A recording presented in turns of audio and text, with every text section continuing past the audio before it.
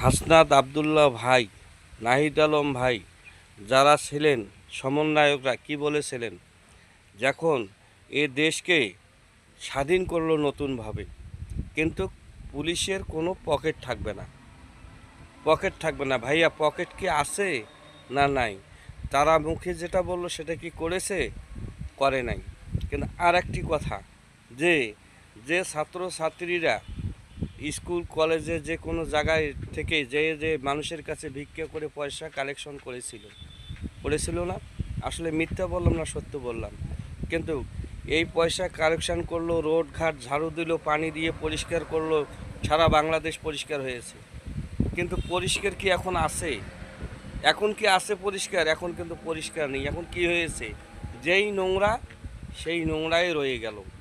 কিন্তু উপস্থিত তাদের পরিশ্রম করে অনেক পরিষ্কার করেছিল ঠিকই দেখানোর জন্য, কিন্তু ঘটনা হলো আসলে কথা এবং কাজের মধ্যে মিল থাকলো না। সেই পরিষ্কার পরিচ্ছন্নতা যদি সবসময় থাকতো, তাহলে মনে করতাম যে আসলেই আমরা বাংলাদেশ নতুন করে স্বাধীন করেছি এবং পরিষ্কার পরিচ্ছন্নতায় আছি। আর যারা ভিক্ষা করে পয়সা জোগাড় করে বিভিন্ন খাদে বা এদের হাতে দিল, তাদের কি আজকে কোনো ভূমিকা আছে? তাদের আর ভূমিকা নেই। কারণ আল্লাহর রহমতে এরা ক্ষমতা পেয়েছে, তাদের আর নামগন্ধ নেই। ধন্যবাদ সবাইকে।